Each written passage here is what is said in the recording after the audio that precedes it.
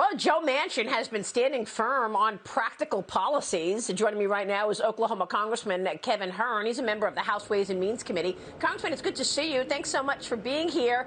You're even seeing Democrats raise their voices, raise the call for American energy independence. Will Joe Biden change his stance on the climate being the priority for this administration?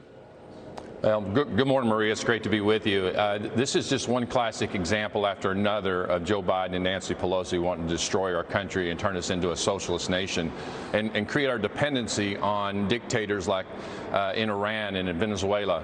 We saw what was happening in Russia. And this all goes back to what we've seen with this president since the moment he got in office, destroying the Trump America First policies that was moving us toward independence and global dominance on our own energy supply. If the Democrats truly cared about the global climate, they would allow us to drill here in the United States and ship our clean-burning LNG around the world to replace those really dirty gases and coal that's used around the world. Yeah, but look at your colleagues on the left. House Democrats want to declare a national climate emergency. They want an all-out ban on all federal lands. Look, the president put a moratorium in place when he first walked in office. Your colleagues on the left want an out-and-out ban right now. Are they going to get it? Well, they're not going to get it. I mean, we still have the 50-50 in the Senate, which is, thankful we have that. In the House, it wouldn't surprise me to see Pelosi be able to get that across. There are still a lot of Democrats in the House side that are afraid to vote against Nancy Pelosi, but they're going to lose their seats as well this fall, and that's why the Republicans are going to take back the House. The American people, Democrats and independents, are sick and tired of what they're seeing from this Democrat leadership.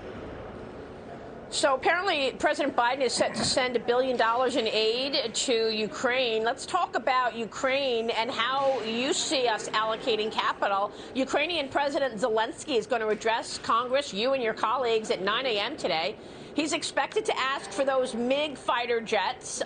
He's expected to ask for a no-fly zone. We spoke with one of his advisors yesterday. He said that is on the agenda. They want a no-fly zone. What's your take on the U.S.'s response?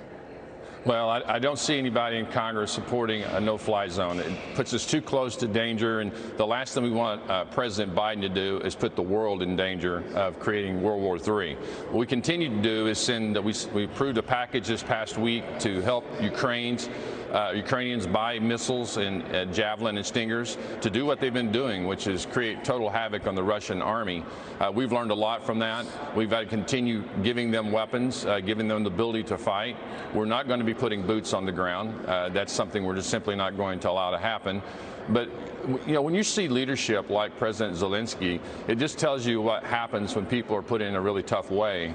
And clearly leadership is when times are most difficult. Maybe President Biden can learn something from President Zelensky about how to be a good leader when times are difficult, as opposed to doing what he's doing right now, which is cowering and not acting quickly enough to get things done.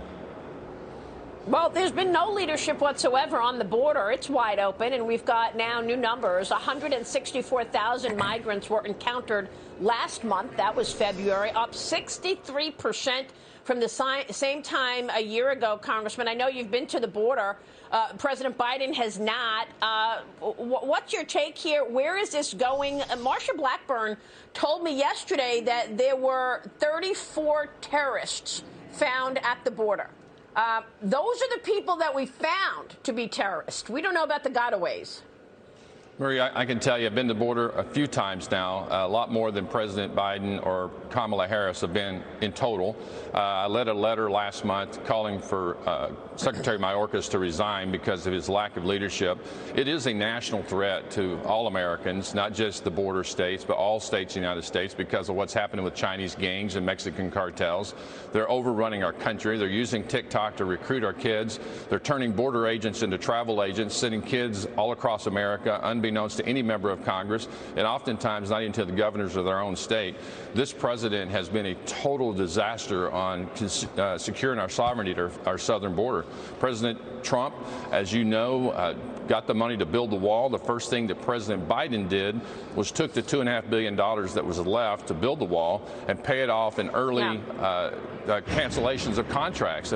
We had the material on the ground, and he didn't build the wall, and now our Border Patrol agents are in dire way trying to stop this invasion from across the world, not just from Mexico. Yeah, it's pretty extraordinary. We took the show there 4 times as well, Kevin, and we saw, what, $100 million of equipment on the ground, materials that won't be used because he stopped all construction on the border wall. Congressman, thanks very much. We'll keep a spotlight on it for sure.